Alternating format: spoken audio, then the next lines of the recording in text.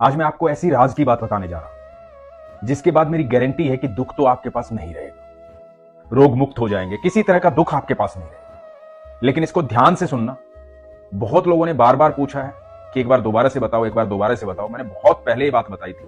आज ध्यान से सुनना और इसको आजमाना, देखना फिर दुख भाग जाएगा। हरे कृष्ण दोस्तों, मैं हूं अनुज शर्मा। तो सबसे पहले तो आपको बताता हूं कि दुख जाता कैसे। दुख की एक खासियत होती है, दुख कभी अकेला नहीं आता।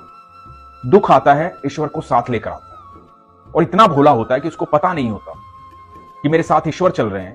यदि सामने वाले ने ईश्वर पर विश्वास कर लिया तो मेरी मृत्यु निश्चित है।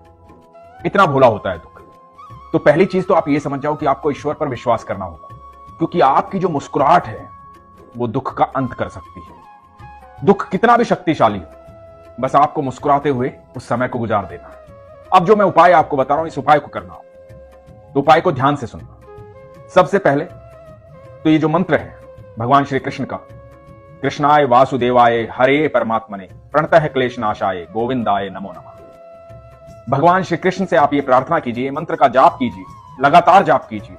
दुनिया का कितना भी बड़ा कष्ट हो वो कष्ट दूर हो जाएगा, ये गारंटी है। दूसरी जो बात मैं लॉजिकली आपको बताने जा रहा हूं वो ये है कि यदि आप थक चुके हैं दुनिया भर की जगह जाकर के, लोगों से सलाह लेकर के, उपाय करके, तो ये उपाय कर लेना, सब कुछ बदल जाएगा। कहीं से भी एक बांसुरी लेना। बांसुरी जो है वो ऐसी होनी चाहिए जो बजती हो।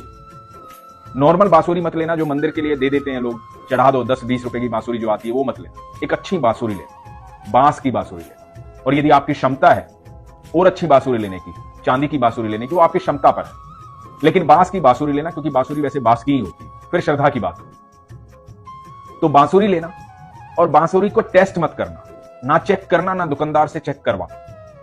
उस बांसुरी को लेना, मंदिर जाना, भगवान श्री कृष्ण के किसी भी मंदिर जो आपके आस पड़ोस में कहीं भी भगवान श्री कृष्ण का मंदिर है, उस बांसुरी को लेकर जाना, भगवान के सामने अपने मन की बात रखना, जो भी आपके मन में चल रहा है, जिस भी दुख से आप गुजर रहे हैं, जिस भी समय से आप गुजर रहे हैं, वो बात अपने मन में कहना भगवान से प्रार्थना करना कि भगवान मेरे सारे कष्टों को दूर करो। उस बांसुरी को भगवान को अर्पित कर। अर्पित करने के बाद वहां से आप चले आ, वो बांसुरी वापस मत ला। अपने मन की बात कह के आप चले आ। आप यकीन मानना, कुछ ही समय में आपकी सारी समस्याओं का हल हो जाएगा। अब आप सोचोगे कि समस्याओं का हल कैसे हो जाएगा, तो इस बात को समझिएगा जो मैं बता रहा हूं। बांसुरी भगवान श्री कृष्ण को अत्यंत प्रिय है। बांसुरी एक ऐसा वाद्य यंत्र है, आप दुनिया में किसी भी व्यक्ति को यदि आप देंगे तो उसे लेगा और सबसे पहले उसे फूंक मारेगा, चाहे उसे बजानी आती हो या ना आती, लेकिन वो उसे फूकेगा जरूर। तो ये बांसुरी दे रहे हैं आप सर्वेश्वर को, भगवान श्री कृष्ण को। उनके होठों से लग करके बांसुरी जब बजती है तो अनंत ब्रह्मांड जो है वो सारा झूम उठता है। तो जब भगवान को आप ये बांसुरी देंगे और भगवान आपके नाम की बांसुरी बजाएंगे, तो जितने भी नक्षत्र हैं, जो ग्रह हैं, जो कुछ भी है, जो लोग बोलते हैं ना कि ये बिगड़ा हुआ है, ये बिगड़ा हुआ है, वो सब उस बांसुरी के चारों तरफ मंडराएंगे। और आपके नाम की जब बांसुरी बजेगी तो सारे दुख एक फूंक में गायब हो जाएंगे।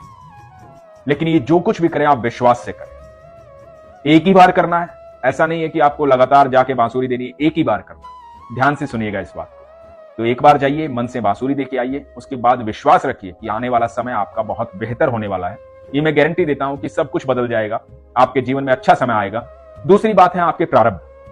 जो भी कर्म हमने किए हैं किसी भी जन्म में, कभी भी या अभी या कभी, तो प्रारब्ध हमें काटने होते हैं।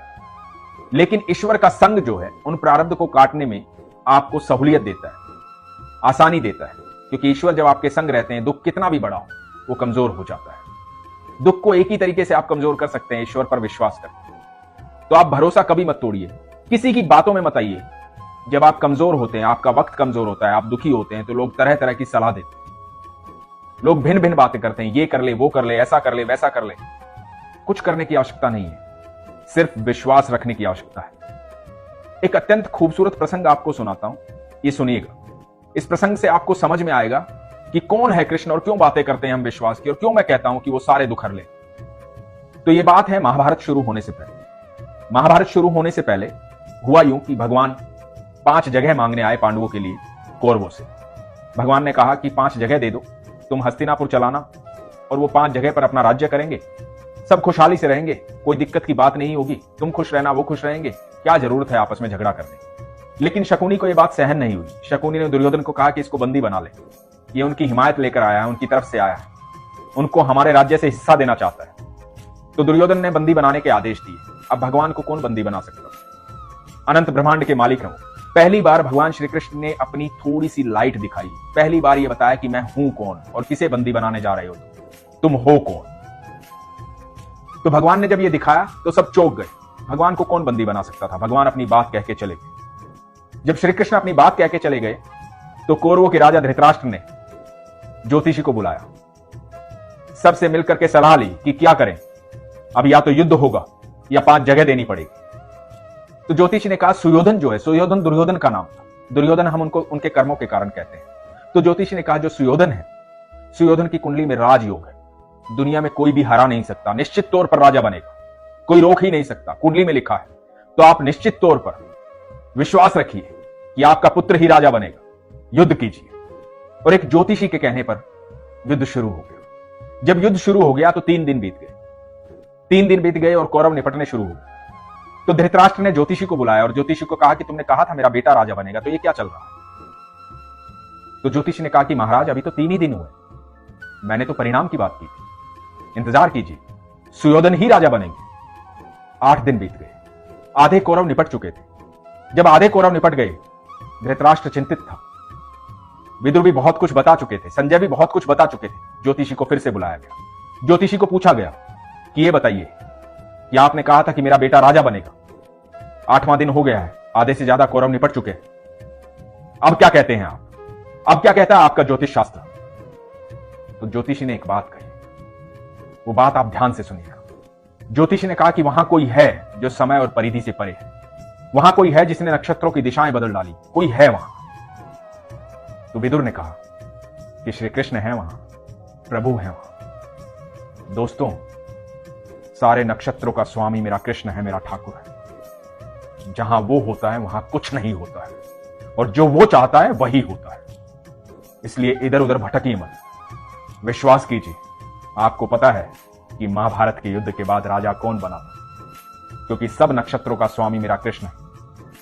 आप यकीन मानना, यदि आप दुखी हैं, परेशान हैं और आपकी समस्याओं का हल नहीं हो रहा, आप सब जगह से हार चुके हैं, तो आज ही अपनी कुंडली को उठाइए और भगवान श्री कृष्ण के चरणों में रख दीजिए, समर्पित कर दीजिए उन्हें, क्योंकि सब नक्षत्रों के स्वामी वही हैं और आपका कोई कुछ नहीं बिगाड़ सकता जब आपके सारथी कृष्ण है, आपके साथ कृष्ण है। बस विश्वास रखिए, कृष्ण आपके साथ हर समय है। वो आपसे बेहद प्यार करते हैं, वो हम सब के पिता हैं, हम सब उनकी संतान हैं।